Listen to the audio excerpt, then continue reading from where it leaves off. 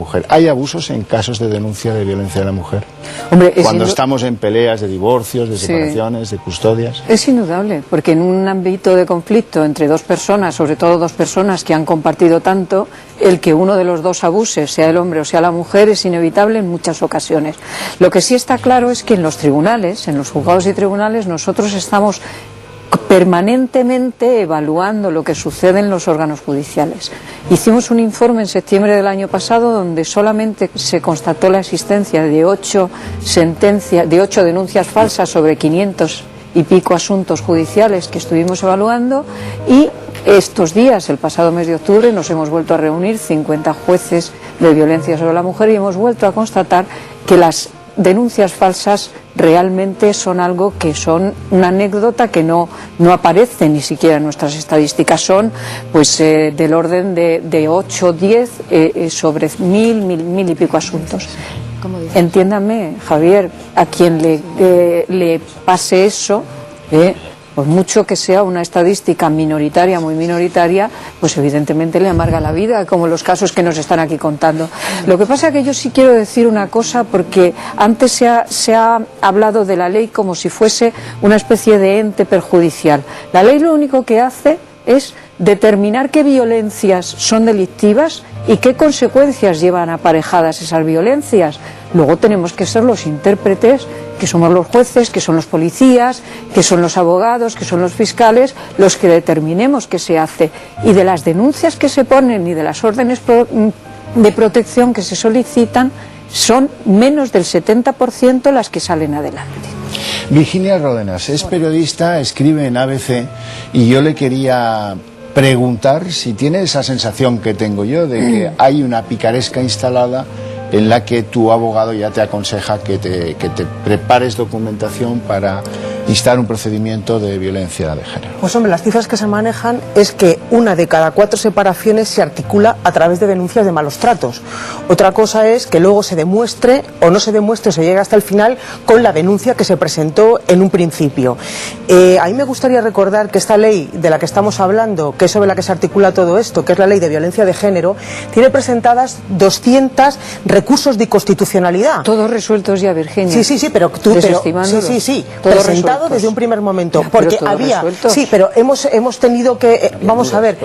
Claro, exacto, con muchísimas dudas, porque hay un principio que yo creo que es fundamental, que ha sido pasado por alto, como en muchos casos queda arrumbado la presunción de inocencia. Y a mí me parece que no se puede levantar la justicia desde una injusticia como esta. Yo sí conozco, y los veo, y están a mi alrededor, como creo que casi todos los que estamos aquí, casos de denuncias falsas. Yo tengo amigos que han pasado un fin de semana en un calabozo porque su exmujer, imbuidos en un proceso de separación, le había acusado de malos tratos psicológicos e inmediatamente detenido y metido en un calabozo durante un fin de semana.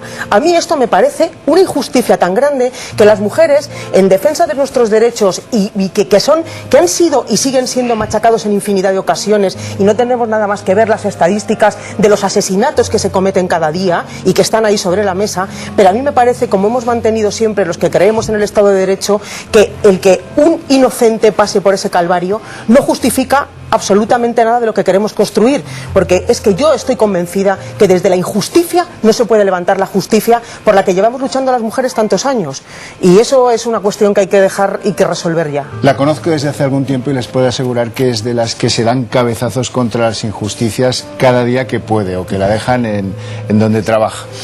Manuel Altaba es magistrado en excedencia, senador del Partido Popular por Castellón. Antes daba yo unos datos de Castellón, no me los tomé en consideración, son unos datos que reflejan esa situación. Él fue ponente en el Senado de la moción por la que se aprobó instar al Gobierno a que modificase el Código Civil para que se regule de forma distinta la custodia compartida, situándola en un plano preferente.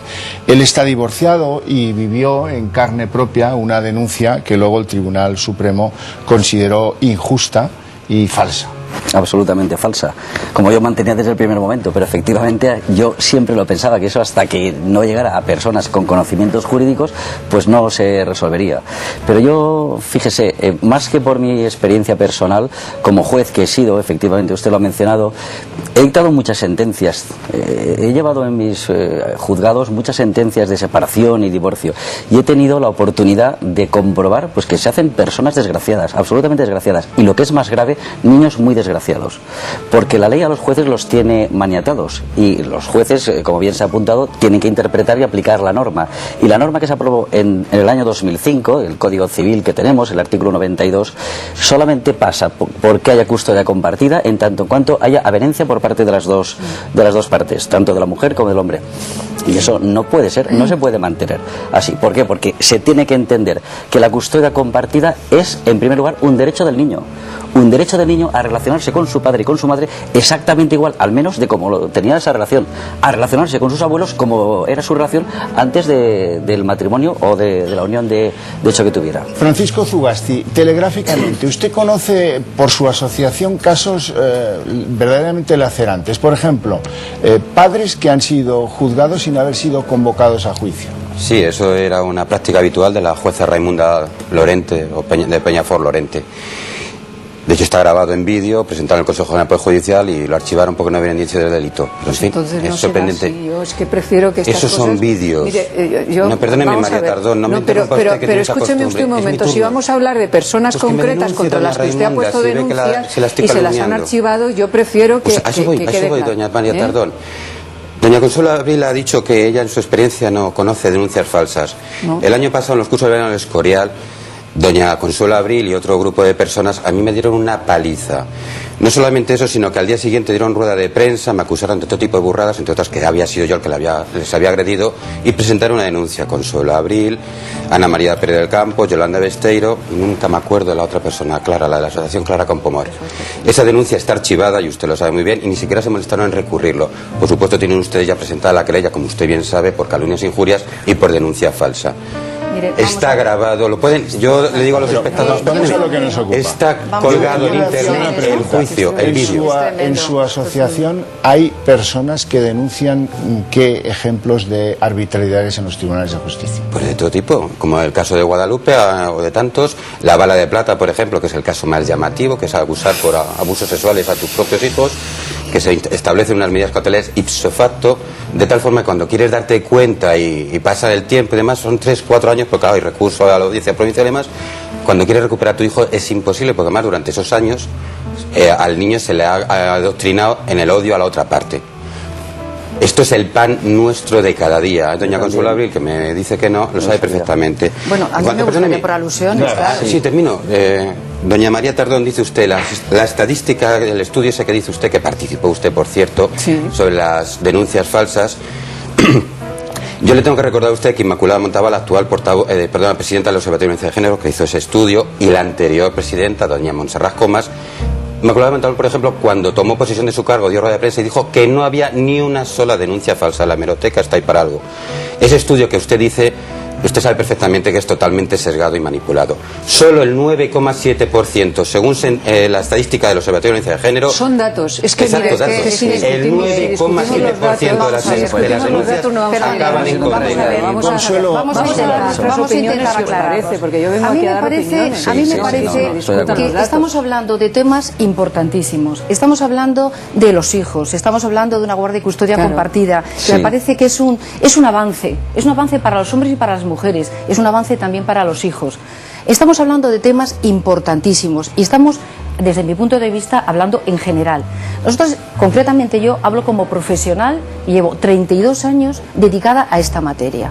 Y hablo no del caso particular, siempre habrá algún caso excepcional. Sí, el suyo, usted me denuncia a mí en falso. Mire, yo no voy a entrar, perdóneme usted, pero como mi cometido no es hablar con usted de un tema personal, porque cuando quiera usted lo tratamos donde usted considere oportuno. ¿Le parece poco personal? Mire, perdóneme, pero yo la verdad es que he venido aquí a tratar un tema muy serio, que afecta a muchos ciudadanos y que afecta a muchísima gente y que yo creo que nuestra opinión como profesionales creo que es importante. Malostratos.org en la página web suya, ¿no? Yo digo a los espectadores que entren en malostratos.org y vean lo que dice Consuelo Abril en su página web. Me gustaría apuntar. Me parece que es inútil el que se traten estos temas de esta manera. Insisto, yo no voy a entrar en hablar con usted. Si usted habla en general, da su opinión y con todos. Pero perdóneme, es que ni usted ni yo somos importantes. Lo importante, desde mi punto de vista, es realmente el caso que nos ocupa. Estamos con una reforma del Código Civil que es muy importante ver si se puede solucionar el uso del domicilio familiar, como he dicho anteriormente. Es importante que hablemos de una reforma, de si es importante que avancemos en una guardia y custodia compartida. Hemos hablado en una cuota de responsabilidad, de corresponsabilidad del padre y la... Usted siempre se ha opuesto a la custodia. Javier, usted está mintiendo descaradamente. A ver, pero perdóneme. Sí. La verdad, mire, se ha hablado, a mí me parece que es un señor que Javier, se ha hablado de arbitrariedades judiciales y yo desde todo punto no puedo estar de acuerdo con eso. Lo que está claro, y así lo he dicho, es que los jueces están maniatados por el derecho positivo que tenemos, por la ley que tenemos, ¿no? Y lo que hay que hacer es modificarla, que en eso estamos, en buscar esa custodia compartida. Y también hay un punto de partida que sí que creo que el debate no lo deberíamos centrar ahí, en que se está anudando violencia de género, violencia contra la mujer y custodia compartida. Y es verdad que puede haber casos donde violencia contra la mujer que afecten a la custodia compartida, pero la custodia compartida es mucho más amplia, mucho más rica en mucho más cosas. Por ejemplo, una cosa que yo he venido defendiendo, que en la línea de lo que se ha apuntado en esta mesa podría ser una solución muy definitiva al problema, y es la realización del contrato prematrimonial. Si una pareja se quiere tanto o se dice quererse tanto antes de casarse o antes de unirse, en principio con un proyecto de vida común para siempre, que hagan un contrato prematrimonial donde, más allá de las capitulaciones, no solamente se acuerden lo que son las condiciones económicas de que esto es tuyo y lo aportas tú y esto es mío y lo aporto yo, sino las consecuencias futuras. Si yo tengo una persona dependiente, ¿te vas a hacer cargo en el caso de que a mí me pase algo?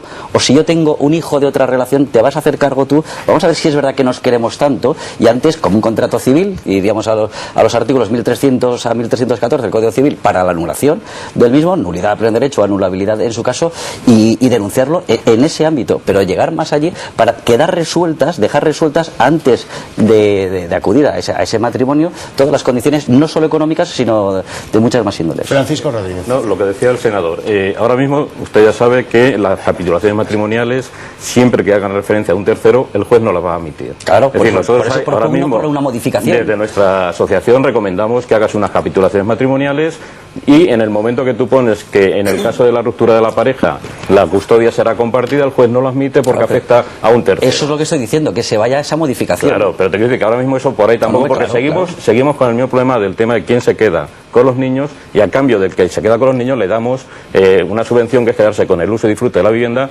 durante X tiempo, ¿no? Entonces, a lo que tú preguntabas al principio, en nuestro caso, por ejemplo, desde junio hasta septiembre hemos tenido 5 casos en la asociación que han sido denuncias falsas, es decir, además se han archivado la denuncia porque no había pruebas y tal, y como consecuencia de esa denuncia, la madre se ha llevado al niño fuera de España. Entonces, la experiencia que tenemos nosotros en otros casos de sustracción de menores es que el padre podrá ver al niño, con un poco de suerte, al cabo de 5 años. Y el juez no puso ninguna medida y se lo dijimos. Hay mucho riesgo de que la madre se lleve al niño, ¿no? Y lo tenemos ahí. Y luego, desde hace 2 años, por ejemplo, la Fiscalía, en el caso de Vigo, reconoce las denuncias falsas, ¿no? Y las estadísticas que maneja el Consejo General del Poder Judicial se refiere a sentencias de las audiencias provinciales, no a juzgados de primeras instancias, que es donde justamente se producen lo que podemos llamar denuncias falsas, casos sobreseídos, etcétera. Pero el problema es que el hombre, en la mayoría de los casos, ha estado un fin de semana en el calabozo. Guadalupe de la Fuente. Sí, bueno, yo vuelvo atrás y vuelvo a hablar de los niños. Yo siempre centro mi discurso en el tema de los niños porque es lo que más nos interesa a los abuelos desde nuestro punto de vista. Evidentemente, como decía el señor Francisco, el tema de liquidación de gananciales y todo eso es algo que puede ser pues un bien que va añadido a, pero la custodia compartida, como nosotros la entendemos los abuelos, es ese cariño, esa referencia que no pueden perder los niños, que es de las dos familias. ¿Qué es lo que estamos solicitando a los políticos? ¿Qué es lo que estamos solicitando a los abogados? ¿Qué es lo que estamos solicitando a los jueces? ¿Qué es lo que estamos solicitando a todo el mundo? Es decir, sentido común. Estos niños no pueden estar sin padre. Estos niños no se pueden crear en semiorfandad.